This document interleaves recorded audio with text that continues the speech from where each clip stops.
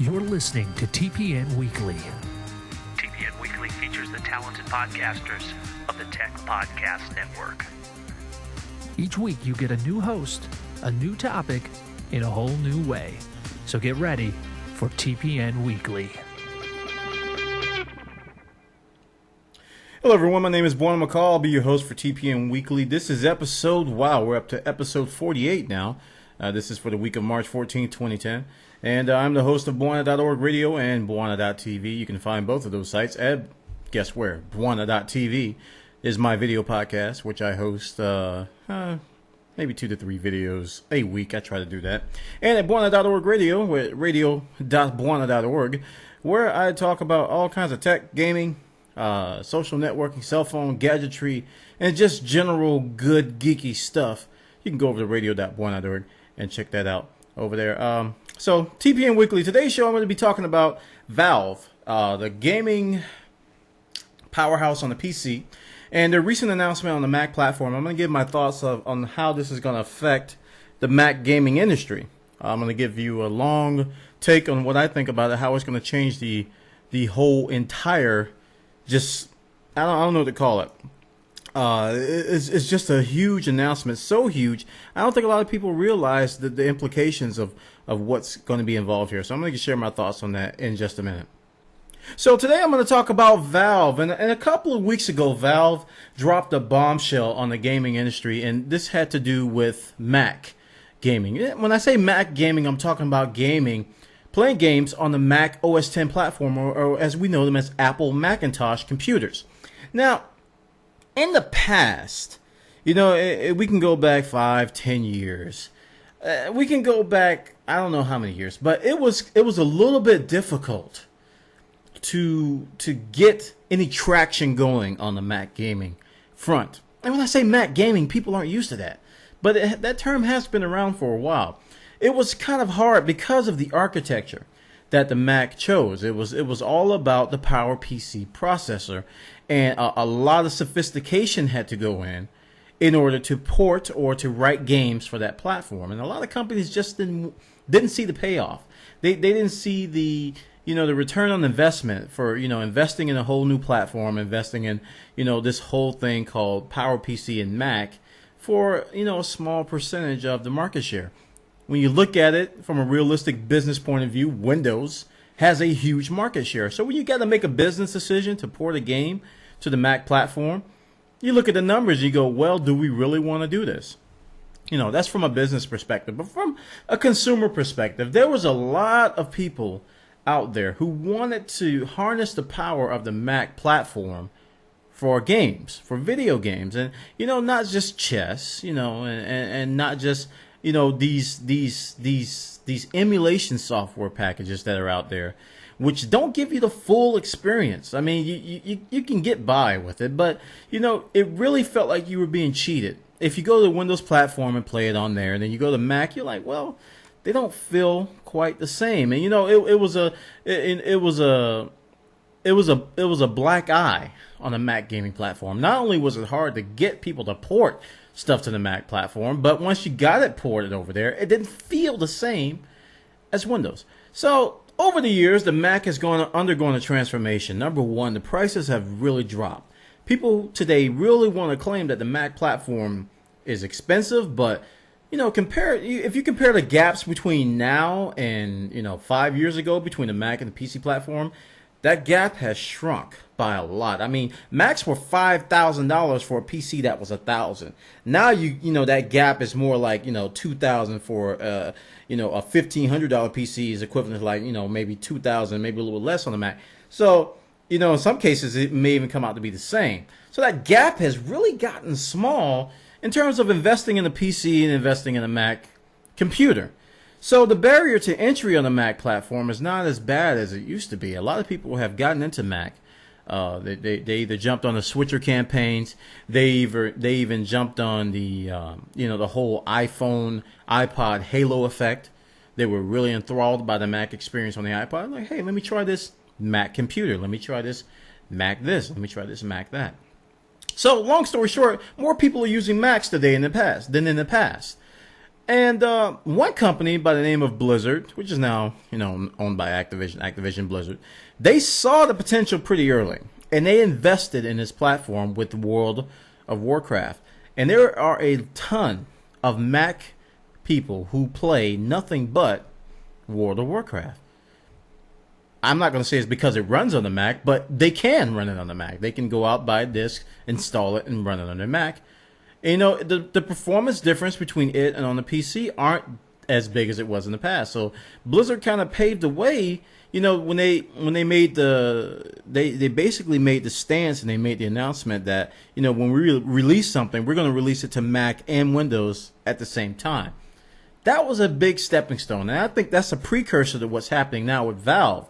Valve has announced that they're going to port their first-party titles. That's Counter-Strike, that's Team Fortress 2, that's Left 4 Dead, that's Portal. All these Source Engine games, they're going to not really port, but they're going to rewrite these games from scratch, using the code base, of course. They're going to rewrite the engine, rewrite the games from scratch for the Mac OS X platform, which means there's no more emulation, which means that you no longer have to dual boot. A lot of people were buying these Intel Macs, going out, buying a copy of Windows, installing Boot Camp, dual booting, and installing the games there. I know it's hard to believe people actually did that, and I know people who did that. I personally did that with Battlefield 2 on my MacBook Pro. I played Battlefield 2 on my MacBook Pro using Boot Camp. I would boot to a Windows XP partition, I would install Boot Camp, and I would play it, and it ran fine. And people were like, oh, you use a Mac for gaming? What's wrong with you? So that's what I want to talk about today. The mindset is shifting. People can't fathom the idea of using a Mac for serious games. And since the Mac has moved to the Intel platform and has, more support for better hardware, in terms of supported hardware, I should say, and more powerful video cards, Core i7 Intel processors, very, very powerful architectures, 27-inch iMacs that are out there, really beautiful screens that will probably make a gamer drool if they were to see their favorite game running on it. They don't want to admit it, but hey, it would look really, really good, and it would probably play as well if the game was written for Mac OS X. Now, there's a bunch of other emulation solutions out there where people were doing it today, but it wasn't the type of caliber, it wasn't the type of quality that a lot of gamers are used to in Windows. So this move by Valve has really, I think it has opened the floodgates.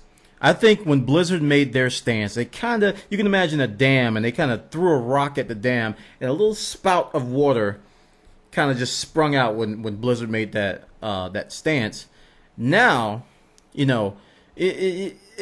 when Valve makes this now, because the Steam platform on the PC platform is ginormous. It's synonymous these days. People don't want to admit it, but Steam and PC gaming are almost becoming synonymous. People like Direct to Drive and EA, Store don't want to hear that. But when people think about PC gaming, Steam comes up in the conversation. So I like to think of the Valve announcement as a giant boulder hitting this dam and the water just gushing out. It's like the straw that brought the camel's back. Gaming on the Mac has changed.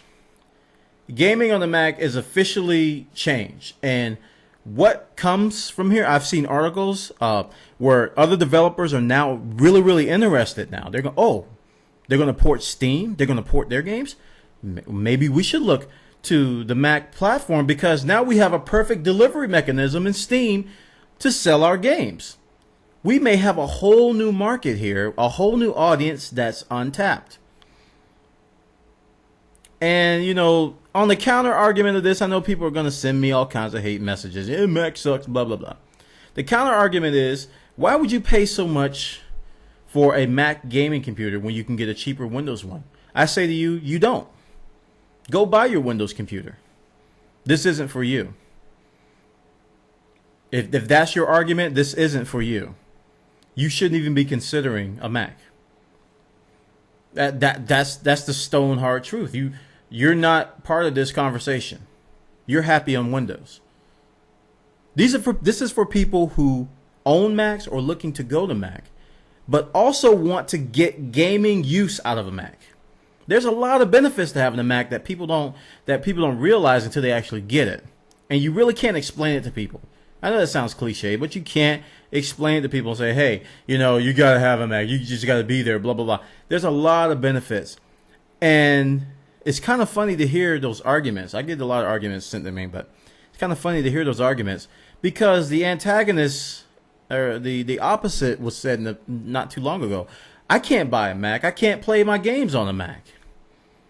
So why would I get a Mac if I can't play games? Oh, now the Mac can play games. Oh, I'm not going to get a Mac to play games when I can get a Windows computer to play games. You see, it's that circular, non-logical baloney that's going on. So rather than go through that stupidity circle right there, just don't consider it. If you think Windows is cheaper and better for gaming, you're happy where you are, stay there, and leave Mac gamers alone. Meanwhile, this whole new area of gaming is here, and you're going to have to deal with it. And your release dates may get pushed back because of a Mac port, and you're going to have to accept it. So I'm just here to tell you guys on this TPN Weekly, episode 48, that Mac gaming is here. And, the floodgates have been open. You're going to see some more titles coming, and don't be surprised when you see it. All right, guys, that's all I have for you today. I encourage you to check out my podcast over at Buona.org radio and radio.buona.org. I talk a lot about gaming. I talk a lot about tech and stuff. I stream live at live.buona.tv and on justin.tv/buona. And, I go between those two streams. And I stream myself playing video games. I discuss them. I review them. You can go to my YouTube channel. I have clips up there. And we talk a lot about gaming. I'm not just a gamer. I do a lot of other things. But I do realize the potential of Mac hardware and Valve's announcement. So take care, everybody. I hope you enjoyed TPN Weekly, episode 48, and I look forward to serving you guys again. And I encourage you to check out the other hosts. TPN Weekly features a new host every week, guys. So you're going to get the gaming flavor from me. You're going to get all kinds of other stuff, but look forward to next week when you get another prominent member of the Tech Podcast Network giving you their spin on tech. All right, guys, take care, and I'll see you next time.